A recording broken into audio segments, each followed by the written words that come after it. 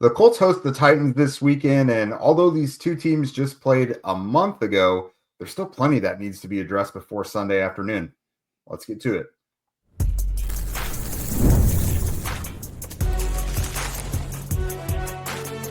You are Locked On NFL Crossover, part of the Locked On Podcast Network. Your team every day. All right. Thanks for tuning in and making us your first listen of the day. This is a collaboration of your daily podcast covering your Indianapolis Colts and the Tennessee Titans, part of the Locked On Podcast Network, your team every day.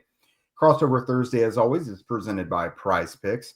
Download the Prize Picks app today and use code LOCKEDONNFL to get $50 in lineups after you play your first $5 lineup. Welcome to the show, everybody. I am Jake Arthur of Locked On Colts and the Colts beat writer for Roundtable Sports, joined today by Tyler Rowland of Locked On Titans and the Tic Tac Titans YouTube channel. If you're looking for all the X's and O's on the Titans, if you're a team that's about to face the Titans and you need to understand them more, he is absolutely a must follow. We are going to take you through this journey that is the second act of Colts and Titans today. We're going to talk about what's the most consequential things in either side winning this thing. What are the biggest matchups that are going to happen? But right now we're going to get into just what are the vibes? What are the main things going on for both sides? Now, again, it was week 3 that these two teams faced. The Colts won healthily, but some things have changed. The Colts lost their first game since then. The Titans won their first game since then and fired head coach Brian Callahan. And this week, Tyler Lockett is out the door now, Tyler. So what's going on with the Titans right now? What's the general vibe? What do you got to tell us about this team going into this week? Vibes are down bad. Yeah, vibes are not good. I would say that, it's at that point in the season where any veteran player needs to be looking over his shoulder. You might be traded out of here. You might be demoted in favor of a younger player because at this point, the Titans know they're not making the playoffs. And that's always something, look, we could sit here and say, it's obvious they aren't making the playoffs. You knew that a month ago. I can hear the Colts fans in the comments already. But that's not how NFL and players and NFL coaches think. They think as long as we're even close, we have a chance. I mean, the Titans did go 2-4 in 2019 and then make a run all the way to the AFC Championship game. So crazier things have happened. But once you get to 1-6, now we're talking about an uphill battle that's probably insurmountable, especially when they look around and these guys know what kind of team they're on. So right now, I think what you're really looking for is which veteran players can you kind of pass up and get younger players in the lineup. Tyler Lockett falls in that bucket. Chim DK, Titans 4th-round wide receiver out of Florida, had kind of I don't want to call it a breakout performance, I guess, but kind of an announcement, I would call it, of anything of hey, I'm a pretty good player. I should get more opportunities as a wide receiver when he's been a special teams guy for the most part throughout the year. And him and Lockett play the same position. But I would say, outside of just the general vibes being bad and wondering who's going to quit, figuratively and literally out on the field, in the locker room, stuff like that, you kind of are going to start seeing the young players play. And, there are more storylines here, and we'll continue the conversation, but you got to see Cam Ward play better as well. Cam kind of gave you the good, bad, and the ugly in the previous game against the Patriots, where you saw the immense talent that he has and some of the great plays that he can make, but he also showed you the worst that he's capable of with inaccuracy and ball handling and things like that. So it's kind of just is this team going to have pride in itself going forward? Or are they going to stay trying to be competitive in these games, or is it going to get even worse? Because it could get even worse here, especially going up against a Colts offense that's been a buzzsaw against the NFL throughout the first 7 weeks. Yeah, and I'm kind of in your boat. Obviously, coaches are never going to try and throw things or not put the most competent players on the field. Right. But if I'm in your seat there, and clearly things are in an evaluation period right now, the coach is obviously already out. I would want to see the younger players who might factor into the future a bit more. Chim DK is someone I liked. I hadn't seen him much before the Senior Bowl, but he caught my eye there. And then he's been real explosive, as a kick returner. So, he's been excellent. He might be the Pro Bowl returner in the AFC this year. He's been awesome in that regard. Yeah. Did he get special teams player of the week one week? Did I see that right? Yeah. So no, that's a good young player. I mean, Tyler Lockett is someone you would have hoped more from, but things worked out how they worked out. And then Yeah, I obviously didn't have much hope for it, if I'm honest with you. You bring in a 34-year-old Tyler Lockett, and they're like, well, he's good in scramble drills, and he knows how to separate. And I'm like, at 34, though, come on. And I'm surprised it took this long for them to get Chim DK involved. But, the Titans don't do much right, if I'm honest. So I guess it shouldn't be surprising. Well, you got to get at least one super over-the-hill receiver in there per year. It's a Titans requirement. Yeah, well, the Colts used to do that as well. I mean, Andre Johnson had to stop with the Colts first. But no, for the Colts, obviously the offense has not really been stopped at any point yet. I mean, they had their most hiccups against the Rams in that only loss. But even generally, they were able to be productive. So there's really not much to write home about there other than, like, will they get Josh Downs back from the concussion that caused him to miss last week? Even in that first meeting, he hadn't really heated up yet. I think he only had 2 catches for 34 yards. He's been way more productive since then, but missed last week with a concussion. So you hope to get a guy like that back. They were able to kind of work around him not being out there. So we'll see how that goes. But offense, I'm not super concerned. Defense is where you got to kind of look at the Colts right now and wonder what you're getting. Strategically, they can't really do what they want. And there are things that are kind of working against each other. So the pass rush is winning eventually. Like, their pressure rates are pretty decent, but they're not getting home for sacks because they're not winning quickly. Right. And then the amount of injuries they've got in the secondary, they don't really trust those guys to play a lot of man coverage. So they're playing more zone. The man coverage can't really help the pass rush get home. And the pass rush is not getting home quick enough for the secondary to not have to cover too long. And it's a whole thing. Because, like, Justin Herbert had a career high, like 420 passing yards last week. And Herbert's a guy that is already a gaudy passer and has been throughout his career. So to see him put up a career high is a little bit concerning. The Colts still won by 2 scores. But you just wonder what defense you're getting this week. And, I mean, Cam Ward is still, like, a gunslinger will always be dangerous to me. Like, a guy that's willing to throw any ball. Yeah. He's not going to play scared. So, like, I think you still have to be cognizant of what a guy like that can do. And you got to get home with the pressure. I mean, they got the 4 sacks in week 3. But yeah, defensively, it's just kind of about what Colts defense you're getting this week.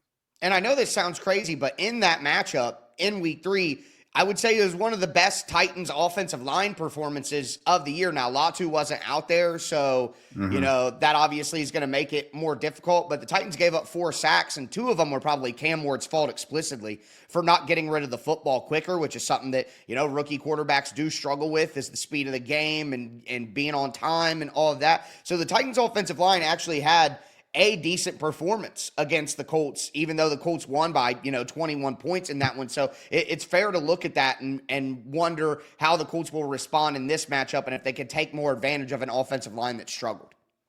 Yeah, and so obviously the Wednesday injury report is not, at the point we're speaking, it's not out yet, but Jeffrey Simmons and L'Jarius Sneed, what's going on there? Does that look like they might miss a little time, or do they just get knocked out? I would expect them to miss time. So L'Jarius Sneed missed most of last season with a quad injury, and it sounds like he might have re-injured it. I don't know if you're going to see L'Jarius Sneed again this year. He's the type of guy who will quit on the team. Like, he'll just be like, oh, I'm hurt. I'm not playing. Blah, blah, blah. I'm out. I got my money. They're going to cut me in the offseason. Why would I come back anyway? I don't expect to see Sneed the rest of the year. That's who he is. But Jeffrey Simmons is a guy who does implicitly care about the team, so I would expect him to come back. But, I mean, after he got hurt against the Patriots after 12 plays with a hamstring injury, he was immediately on the sideline, no helmet, hat, not playing. Like, it seemed very quick that they ruled him out. And then they got him in halftime, probably did some scans and things like that, and it was like, yeah, he's out for the game. He's not coming back, period. I would imagine that Jeffrey Simmons, in the way Denard Wilson, the Titans defensive coordinator, was talking yesterday in the press conference, I would not expect to see Jeffrey Simmons in this one. So if Colts fans, if there are any Colts fans out there who are like, I don't know, trap game, you can get rid of those fears. You'll be all right. I don't expect Jeffrey Simmons to play in this one. Oh boy, if that's That makes a bad situation for the Titans worse, certainly. He's their only good player. So he's literally the only good player on the team. Peter Skoronski is like baby Quentin Nelson. You know what I mean? Like he's like a lower version of that. And those are like the only two good players on the entire team. Yikes. Well, among the players that will be out there, guys, we're going to discuss some matchups that really stick out to us here in just a moment. This episode is brought to you by Prize Picks. Every day we make decisions, but on Prize Picks, being right can actually get you paid. Don't miss the excitement of this football season with Prize Picks, where it's good to be right. Playing Prize Picks is such a fun, simple way to add more excitement to football. You just pick more or less on player projections like Cam Ward's passing yards or whether or not Jonathan Taylor is going to run for a touchdown, and you're in the game. Personally, I just love how quick it is. You can make your lineup in under a minute. My favorite part is that Prize Picks just added this stacks feature. So if you want to completely ride with a player, you could select their passing yards, rushing yards, and touchdowns all in just one lineup. So download the Prize Picks app today and use code LOCKEDONNFL to get $50 in lineups after you play your first $5 lineup. That's code LOCKEDONNFL for $50 in lineups after your first $5 lineup. Prize Picks, it's good to be right. And you guys know this NFL season is in full swing. We're almost at the halfway mark. And honestly, there's just really nothing better than being in the stadium, surrounded by fans, cheering on your team. But let's be honest, the process of getting there, not always fun. Getting tickets can be a hassle. Between the queues, the login screens, and prices jumping at checkout, it can just be frustrating. But that's why we here at Locked On use Game Time. It's the app that gives the advantage back to the fans. Game Time is fast, easy, and backed by the Game Time guarantee. It means that you'll always get 100% authentic tickets delivered on time and at the best price. Plus, all fees are included, so the price that you see and what you expect is what you actually pay. I pulled up Game Time, and in just a couple of taps, I saw amazing deals. Talking about your favorite NFL games for as low as $100. The app makes it super simple. I could even see the exact view from my seat before buying. I really like their zone deals too, because you pick the section, Game Time picks the seats, and then you save big. Honestly, it's just faster, cheaper, and less stressful than any other way that I've ever bought tickets to anything. I've also used it for like comedy shows and concerts as well. So whatever you want to buy it for, or whatever you're getting tickets for, they got you covered. Download the Game Time app, create an account, and use code LOCKEDONNFL for $20 off of your first purchase. Terms apply. Again, that's promo code LOCKEDONNFL for $20 off. Swipe, tap, ticket, go. Download Game Time today. Welcome back, everydayers of Locked On Colts and Locked On Titans. We are breaking down this, what is it, week 8 now? Week 8 already. Week 8, man. This matchup between the Colts and the Titans, Chapter 2, they played back in week 3. So, Tyler, look, when we're talking about matchups, whether it's a group or player on player, it could be advantageous or just something that's super interesting to you. What do you look at with these matchups here? Well, at least from the Titans' defensive side of the ball to the Colts' offensive side of the ball, I'm looking at T'Vondre Sweat against the interior offensive line of the Colts. Obviously, some replacements there that you guys made in the season with Will Fries being out, Ryan Kelly being out. You jump in there with Tanner Bortolini. And I even since the draft, is it Gonclaves or Gonclaves? It's Gonzalez. I mean, what are we doing now? No one. I don't think I've ever talked to anyone outside of people who digest Colts content regularly that has said it right. I've actually been asked about that a bunch of times. That's like the 5th pronunciation version that I've heard, and the previous 4 weren't even right. But anyway, they've done a really good job, and I thought that would be a weakness. Obviously not Quentin Nelson, but the other two, new additions. I thought that could be potentially a weakness for the Colts this year, and with the coaching and the offensive design and what they're doing, it has not been a weakness at all. That offensive line has been a massive strength, and those guys have done a great job. But T'Vondre Sweat came back last week. He had a slow start to the game against the Patriots, but he played a lot better in the second half, played 37 snaps, and anybody who knows T'Vondre Sweat is a big boy. You know what I mean? So coming back after missing 4 straight games, he missed a ton of time with, I think he had his tonsils out, I believe it was, which is actually a pretty dangerous thing for an adult. and it can have you hurt for a while. So he missed a ton of time in like the preseason and training camp with that. So his conditioning was always a question coming out of college, and with these extra issues, you would think it would be an issue, but he played a lot better later in the game. And, if Jeffrey Simmons is going to be out, one of the only remaining talented players on the defensive line, especially Femi Oladejo, their second-round pick, is on IR. I don't know how much we're going to see Draymond Jones, Arden Key, Jahad Ward, if the Titans are trying to kind of protect them for potential trades, which is something I think has been going on the last few weeks. The Titans' defensive line just doesn't have a ton of talent, and the Colts obviously ran the ball down the Titans' throat last time. The Colts have run the ball down the Titans' throat a ton in all of their recent matchups. So T'Vondre Sweat can be one of the things that you could look at and say, hey, if the Titans are going to be better against the run, if they're going to disrupt Daniel Jones from the interior, which is what really can give him problems, T'Vondre Sweat needs to have a massive game. And pun intended, you know what I mean? He needs to have a massive game in there. But that is something that if the Titans were to find a way to pull off an upset, it would start with stopping the run, getting interior pressure on Daniel Jones to force maybe some mistakes. And T'Vondre Sweat got a sack on Drake May last week, had a really nice swim move in the middle to get pressure, had some run stops as well. So if T'Vondre Sweat were to have, some sort of breakout performance or something like that against the interior offensive line of the Colts, and man, watching some of the film of Nelson and Bortolini in particular, working those combo blocks, getting to the second level, like, it could be destructive for an offense. So not only can Sweat make plays himself, but he's able to eat those blocks and keep the linebackers clean. That can help in run defense as well. So I'm looking at T'Vondre Sweat against the interior offensive line of the Colts, which is absolutely excellent this year. Yeah, Sweat will be one of the more physically imposing interior guys they've played so far. Certainly a good test. I mean, to the benefit of the Colts, at least it's not Simmons and Sweat. So take that for what it is.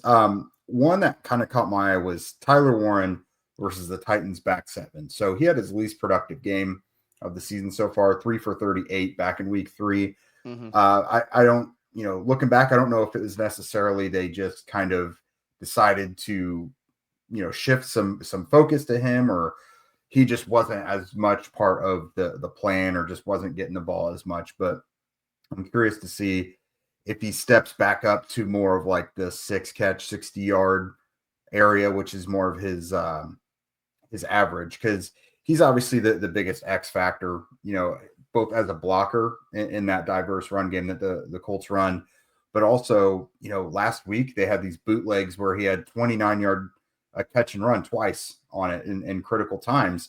And it's like, God, it seems so easy for them to just dial that up and get whatever they want out of it. But just like the plan of attack in general, because I was going to maybe get to this at the top, but, no Jeffrey Simmons, no L'Jarius Sneed. That's obviously a very depleted Titans secondary. You mentioned the players they're maybe not using as much either. Do the Colts just try and run this down and like get in and out of the game quickly with Jonathan Taylor? Like, is it really going to be just that simple?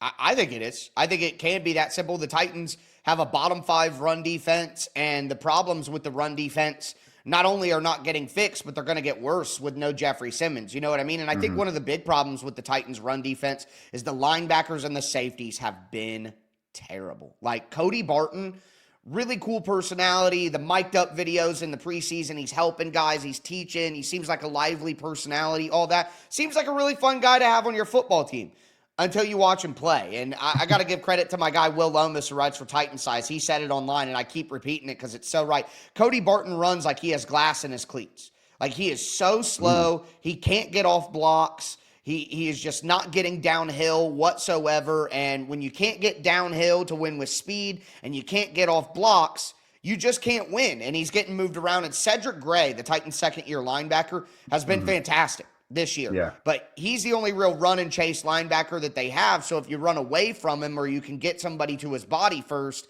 it's going to be tough. So I think it could be a simple game plan for the Colts here where they really just focus on, let's get tight ends on the field, let's run the football, let's make this nice and simple. And the Titans have been so susceptible to that play-action bootleg every single week. Teams just get whatever they want on those. So I think you can really have kind of a simple, that this is the case. Certain coaches will not show certain things if they don't want to. And I don't think that the Colts need to get deep in their bag in this game to have a lot of success on offense. So I do think we could see a simple game plan where they don't pull out some of their exotic stuff until later games when they feel like they need it. Because I don't think that the Titans can stop the run. They haven't stopped the run all year. And against the best rushing attack in the entire NFL without your best player on the field on the defensive line, I think it makes it even more difficult. Yeah, another one, you could tell me about this a little more. We talked about him, early on. Chim DK he's going to be out of the slot. Is that right? Yes, correct. Okay, so Kenny Moore is not necessarily 100%. He came back last week from being 3 games off in that Titans game, actually, with an Achilles injury. So DK reminds me a little bit of Troy Franklin from the Broncos. They present some similar challenges to defenses, I think. I agree. And Franklin had a good performance against the Colts back in week 2. So DK is a guy I'm a little worried about. Yeah, I think that's fair, and especially with how, Lou Anarumo is probably going to crowd the line of scrimmage. It could create one-on-one matchups down the field, and DK is a 4.3 speed guy. Got loose for a big touchdown last week on a little bit of a corner post route where he kind of faked the defensive backfield to the right and then cut it back to the left. The problem is, are the Titans going to have time to run those? But I agree. I think that is a matchup where the Colts secondary has been good, but the speed is a bit of a question. It's not like they have a bunch of burners back there nonstop. So maybe if you can get guys going one way and flip them back the other way, that could create opportunities. But you got to hope that DK, well, I'm sure Colts fans aren't hoping, but if you're the Titans, you got to hope that even the thought of DK getting back behind the defensive secondary will open up some things over the middle for a guy like Gunnar Helm or Alec Ioman or Van Jefferson. Like, it has to kind of work together like a gravity type deal where you're bringing those guys to you. But I think that is the one thing the Colts will be focused on, because the one thing you can't do with a team that struggles on offense is give them deep explosive plays to kind of cheat the game. You know what I mean? You got to make them earn it at that point. So I think that will be something to watch. Can the Titans hit a couple of those deep? But they haven't done it much all year, so if the Colts are on their P's and Q's, they probably should be able to tamp that down. Yeah, one area I keep adding more to this, but we should probably be on Gunnar Helm watch because Aronde Gatson went nuts last week. So if they let him Helm, play, not a bad guy. Yeah, I love Gunnar Helm. I think he should have been playing way more all year. His snaps are finally starting to get closer to Chigakonkwo when there was a big gap early in the year, and I'm hoping that continues going that way. And you're right, the Colts are susceptible. I think the Colts have good linebackers and stuff, but I think they are susceptible over the middle of the field and yards after catch opportunities from these tight ends. So if you could use DK to kind of back people up, use a play action fake to pull the linebackers up, hit Gunnar Helm in the middle somewhere, he might have some opportunities to run a little bit. Quite interesting. Could be more interesting when we think initially. But guys, coming up, how will this whole thing turn out? We'll tell you in just a moment. Mazda crafts vehicles for those who do more than simply move. From footwork to breathwork, athletes sweat all the details, and Mazda brings the same intention to how they craft every single model. You could just feel the Japanese craftsmanship in every detail, from the metallic accents to the available Napa leather upholstery. With all-wheel drive standard in every crossover SUV, you can drive with confidence through almost anything. Like the players we talk about every day, Mazda sweats every detail. Because when you make every moment count, impossible becomes irrelevant. Mazda, move and be moved. All right, welcome back, everydayers of Locked On Colts and Locked On Titans. We are taking you through this journey that is Colts and Titans this Sunday at Lucas Oil Stadium. So we've hit on it a little bit here. We don't want to give the Titans zero chance to win, and they are quite Why not, Jake? heavy underdogs on the sports books. But just out of respect for the guys that are going out there on the field, what if the Titans are going to win, hypothetically, what will they have to do right? Well, I think the reality is, they're going to need the Colts to play bad. Like when you're a team like the Titans that is less talented, worse coaching, missing some of your highest paid players, like, will Calvin Ridley come back and play in this game? They didn't have Calvin Ridley last week, or really for the last 2 weeks, because he went out early. So, when you're a team that's not good already and you're missing your best players that you have of limited talent, it makes it even more difficult. So it's like the Titans aren't going to be able to just go out there and play their best ball and win, because their best is still probably not good enough to beat the Colts worst at this time. What they really need is the Colts to play an absolutely miserable game. They need, a couple of stupid mistakes, a muffed punt, a couple missed kicks, a shanked kickoff to give them good field position, turnovers from the offensive side of the ball. Like, if the Titans play their best game and the Colts play their absolute worst, then there is a chance. You know what I mean? There's at least you're telling me there's a chance. You know what I mean? Like, they got a second. So I think it's a classic underdog playbook. And it's funny because I feel like I say this every week, but it is the reality of where the Titans are at. They're going to need to win the turnover battle by 2. I think at minimum, you can't just win 1-0 or 2-1. The Titans need to win the turnover battle by 2. They need a big special teams play, whether it's a kickoff return, a punt block for a big field position swing, something like that. They need those things. And then ultimately, again, they need the Colts to make some big-time mistakes. And they need a couple drop passes in big moments. Daniel Jones to make a Cam Ward-type play where he just fumbles the ball out of nowhere for no reason. You're going to need some things that are unexpected. So I think while the Titans, it's a division game, 14.5 points on FanDuel. I mean, that is a lot. 14.5 is a lot. But at the end of the day, I think it's fair with how the teams are playing. But as a division game, weird stuff always happens. There's weird stuff that often happens between these two teams in one way or another. So if the Colts play a bad game and the Titans get some of that classic underdog mojo with turnovers and special teams, then they have a shot, any given Sunday, I guess. But with how bad consistently the Titans have been and how consistently good the Colts have been, it is, one of the biggest mismatches of the entire NFL season.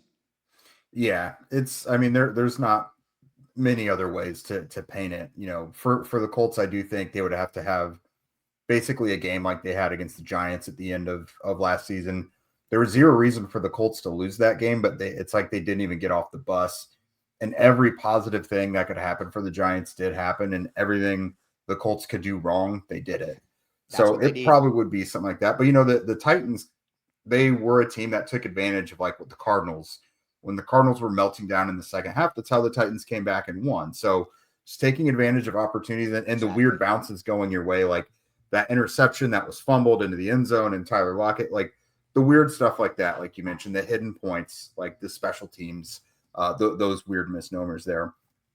For the Colts, I'm curious. I mean, you don't ever want to take any opponent lightly, but like, do they just kind of go for the mercy kill where they run the ball 30 plus times and like make this the quickest game of the season? Or like, do they try and do their thing, like paint the defense with the passing game in the first half and then use Jonathan Taylor in the second half? Like, what's going to be their mode of attack?